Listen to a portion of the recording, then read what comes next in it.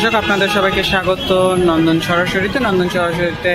আমি মইনুল ইসলাম যুক্ত হয়েছি আপনাদের সাথে শাহবাগ মোড় থেকে। আপনাদের জানাবো ঢাকার যে শাহবাগ মোড়ের বর্তমান যে যানজট পরিস্থিতি সেটি সম্পর্কে। আমরা দেখছি যে এই যে শাহবাগ মোড়ে স্বাভাবিক দিনের তুলনায় কিন্তু যানজটের পরিমাণ একটু বেশি আছে এই মুহূর্তে। আজকে 16ই রমজান মাসের প্রায় শেষ পর্যায়ে আমরা পৌঁছে গেছি। এখন কিন্তু যে ঈদ বাজার, সেই ঈদ বাজার কিন্তু প্রায় জমে উঠেছে। এছাড়া শিক্ষা প্রতিষ্ঠানগুলোতে যেগুলোতে পরীক্ষা চলছিল সেই পরীক্ষাগুলোও কিন্তু প্রায় বেশিরভাগ শিক্ষা প্রতিষ্ঠানেই কিন্তু পরীক্ষাগুলো শেষ হয়ে আসছে। শিক্ষা প্রতিষ্ঠানগুলো ছুটি দিয়ে দিচ্ছে, অর্থাৎ যে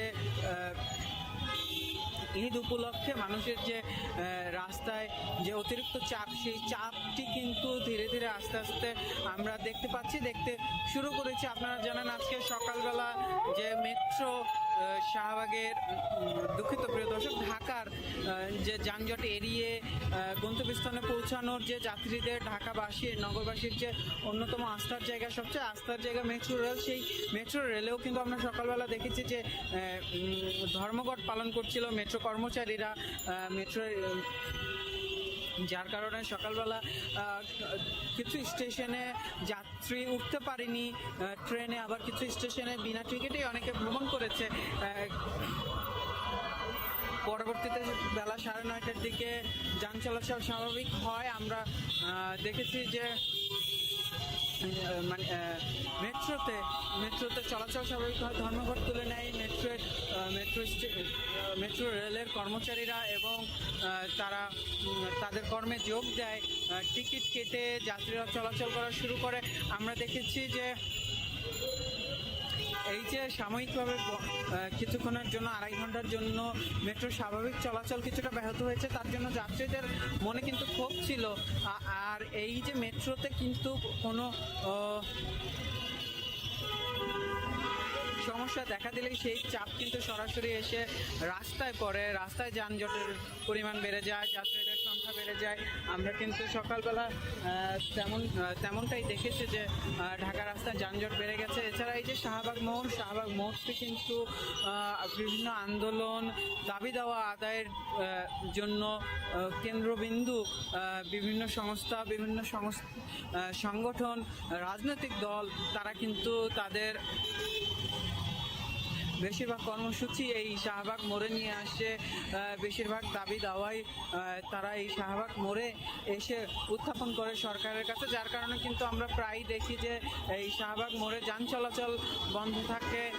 কখনো কখনো ঘন্টার পর ঘন্টা যাত্রীদের বসে থাকতে হয়, গন্তব্যস্থলে তারা পৌঁছাতে পারেন না। তার কারণে কিন্তু আমরা দেখেছি যে চলতি সপ্তাহেই ঢাকা মেট্রোপলিটন পুলিশের পক্ষ থেকে একটি নির্দেশ জারি করা হয়েছে, একটা আদেশ জারি করা হয়েছে। যে আদেশ অনুযায়ী যে শাহবাগ মোড় থেকে শুরু করে যমুনা পর্যন্ত, কাকরাইল মোড় এবং প্রধান উপদেষ্টার যে বাসভবন যমুনা, সেই এই এলাকাগুলোতে কিন্তু কোনো ধরনের মিছিল, মিটিং, সভা সমাবেশ নিষিদ্ধ ঘোষণা করে দিয়েছে। এবং সচিবালয়ের সড়কের সামনে সার্বক্ষণিক 144 ধারা জারি করা আছে।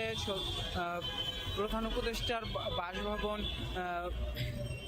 যমুনার দিকে যাওয়ার পথেও কিন্তু সার্বক্ষণিক 144 ধারা জারি করা আছে। অর্থাৎ এই মুহূর্তে কিন্তু এখানে শাহবাগ মোড়ে কোনো আন্দোলন সংগ্রাম, কোনো মিছিল মিটিং করতে গেলে পুলিশ সেটি কঠোর হস্তে দমন করবে।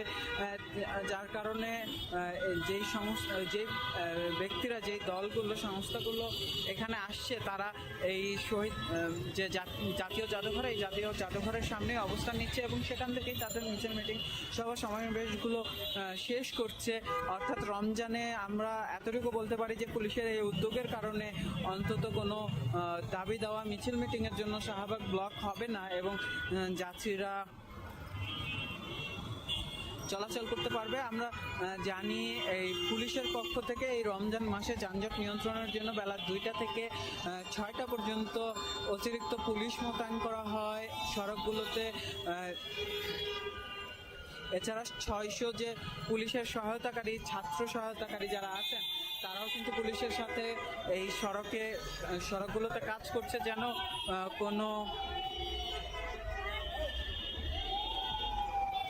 সড়কের যে অরাজকতাগুলো আছে সেগুলো নিয়ন্ত্রণ করা যায় এবং যানজট কিছুটা হলেও নিরসন করা যায়। এখনো কিন্তু আমরা যে বাড়ি ফেরা মানুষের ভিড়, সেটি এখনো রাস্তায় আমরা দেখিনি।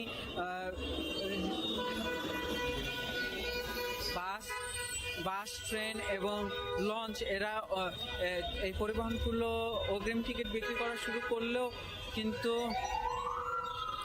26 তারিখ থেকে এই অগ্রিম টিকিট বিক্রি করা শুরু করেছে। এরপর থেকেই ঘরে ফেরা মানুষের যে ঢল, সেটি রাস্তায় নামবে। মহাসড়কগুলোতে আমরা যানজট দেখতে পারবো। সেই প্রভাব কিন্তু রাজধানীর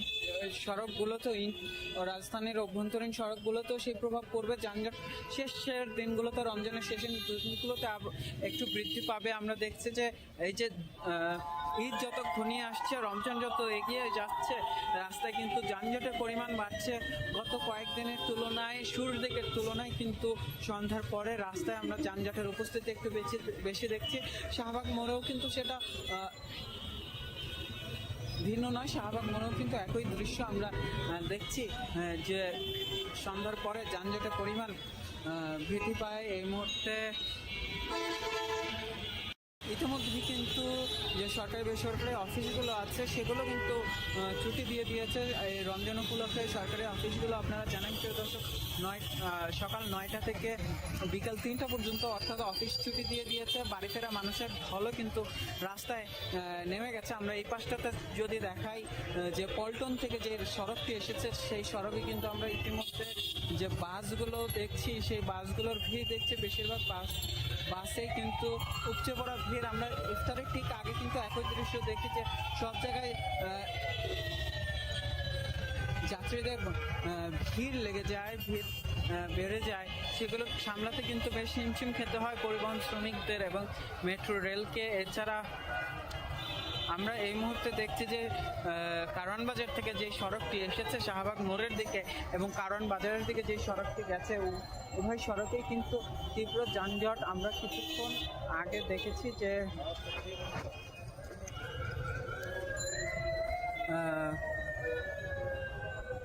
ভিআইপি মুভমেন্টের জন্য পুলিশ সদস্যরা ভিআইপি মুভমেন্টের নিরাপত্তা দেওয়ার জন্য পুলিশ সদস্যরা সড়ক প্রস্তুত করছে।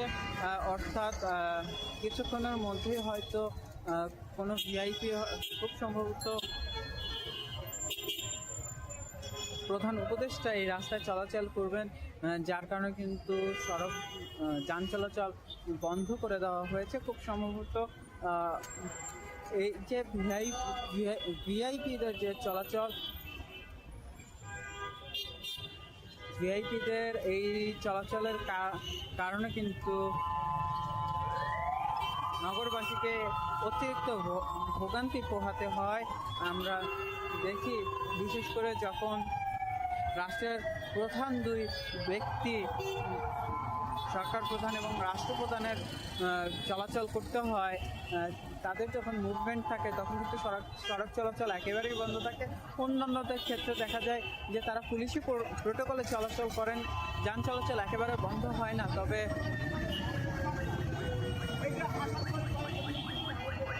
সরকার প্রধান এবং রাষ্ট্রপ্রধানের চলাচলের ক্ষেত্রে কিন্তু ভোগান্তি বৃদ্ধি পায়। আমরা দেখছি শাহবাগের যে মোড়টি এই মুহূর্তে বলা চলে একেবারে স্থবির হয়ে আছে। গাড়িগুলো খুব ধীরে ধীরে চলাচল করছে। রাস্তার যে জ্যাম, এই জ্যামের কারণে বেশিরভাগ সিগনালেই কিন্তু 5 থেকে 7 মিনিট পর্যন্ত অপেক্ষা করতে হচ্ছে চালকদের, যাত্রীদের। এই ছিল আমার কাছে কারণ শাহবাগ মোড় থেকে সর্বশেষ। আমাদের সাথে থাকার জন্য ধন্যবাদ।